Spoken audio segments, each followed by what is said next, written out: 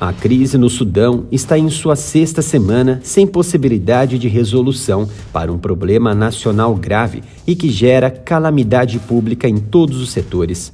Nem as Forças Armadas sudanesas, controladas pelo presidente Abdel Fattah al-Burhan, nem as forças paramilitares de apoio rápido, apoiadas por Mohamed Hamdan Dagalo, conhecido como Hemedti, conseguiram obter vitórias decisivas na capital Khartoum. Mas sua incapacidade de dominar um ao outro não é totalmente surpreendente. Em vez disso, é em grande parte um subproduto da estratégia de governo do presidente de longa data Omar al-Bashir, deposto em 2019, em um país que testemunhou 16 tentativas de golpe fracassadas e bem-sucedidas desde sua independência. Tendo chegado ao poder por meio de um golpe militar em 1989, al-Bashir precisava manter seu próprio exército sob controle, sem torná-lo muito fraco para manter seu poder. Uma força paramilitar considerável é vista como reduzindo o risco de golpes militares, porque transfere o poder executivo de um exército regular para adicionar uma camada de proteção contra motins previsíveis. Para um Estado ter duas forças armadas consideráveis, quase independentes, é extremamente arriscado e só funciona se essas forças armadas cumprirem funções diferentes para se contrabalançarem. Por exemplo, temos a Marinha, Exército e Força Aérea no Brasil. Os números sobre o tamanho do Exército do Sudão e o RSF variam amplamente.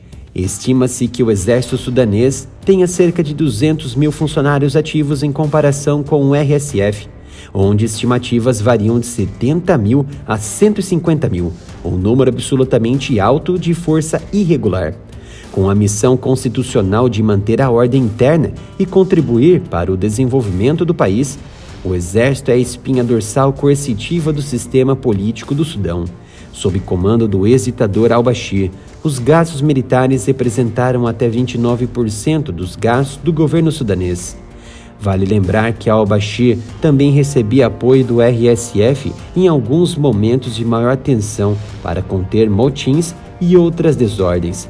Por este motivo, trata-se de um dos principais responsáveis pela atual crise. Al-Bashir governou o Sudão por 30 anos, até que os militares o removeram em abril de 2019, após meses de protestos populares. Após meses de disputas, os novos generais governantes concordaram em agosto de 2019 em compartilhar o poder com os civis, que representam o movimento de protesto durante um período de transição antes das eleições. Mas em outubro de 2021, o frágil processo de democratização do Sudão chegou a um fim abrupto quando o líder do exército, Abdel Fattah al-Burhan, e o comandante do RSF, Mohamed Hemedti, tomaram o poder total em um golpe. Rachaduras, no entanto, logo surgiram à medida que os protestos pró-democracia continuavam e a questão espinhosa da integração do RSF ao exército regular permanecia sem solução. Em termos de equipamento e treinamento, o exército sudanês é um exército africano convencional no sentido de que sua ordem de batalha é no domínio de armamento pesado e armaduras. Eles têm blindados, veículos blindados e uma força aérea que lhes dão superioridade aérea. Do outro lado, as forças RSF recebem apoio de outro ditador, o ditador da Líbia Khalifa Haftar, líder do Exército Nacional Líbio, um ator envolvido na transferência de materiais bélicos que alimentam as forças de Hemedti. Mantenha-se bem informado, receba nossos vídeos, se inscreva e ative a notificação e contribua com o nosso trabalho. Doe qualquer valor para nossa chave Pix, canal@aramilitaroff@gmail.com.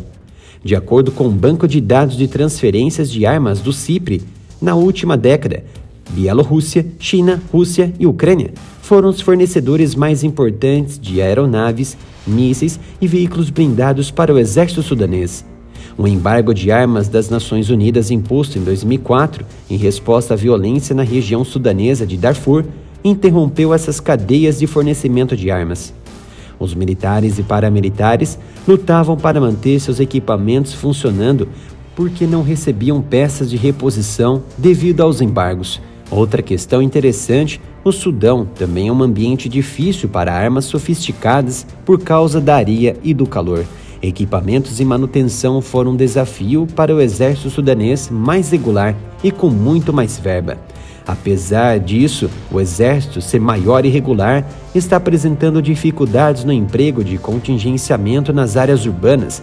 Seus militares inexperientes, muitos deles moradores das periferias da capital Khartoum, não conseguem defender suas posições contra o RSF, que, por outro lado, é uma força não recrutada, que foi formalmente criada como uma extensão e contrapeso do exército regular há uma década, evoluindo das chamadas milícias Janjaweed sob os auspícios de al-Bashir para combater o secessionismo em Darfur, a separação política.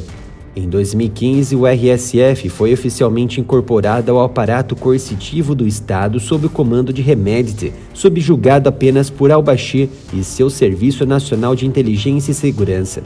Como os Janjaweed, os membros do RSF foram recrutados por Hemedti de tribos árabes em Darfur. Isso torna a RSF cultural, étnica e religiosamente mais coesa do que o corpo de recrutas do exército sudanês. O exército RSF também tem seus próprios fluxos de receita. Empresas privadas pertencentes a Hemedti e membros de sua família, incluindo participações na exploração de mineração de ouro, que exporta para as áreas da Europa, pecuária e infraestrutura. Em termos de armas, o RSF usa algumas armas fornecidas pelo próprio governo, embora também seja conhecido por confiscar armas e veículos de outras milícias. Inclusive, recebe apoio dos mercenários russos Wagner Group a partir da Líbia e setor sudoeste do país. Tudo indica que o comando militar do país quer Hemedti extinto. Enquanto não houver a sua saída, não haverá negociação e retorno à normalidade. Em contraponto, Hemedti busca inserir o RSF para o centro do poder político, invadindo o domínio político do exército sudanês para permitir regular as forças sob seu comando, uma força mais conhecida como mercenária de Hemedti. Continue recebendo nossos vídeos, se inscreva no canal e ative a notificação, e siga o canal lá no Twitter e no Instagram pela @AreaMilitarOff.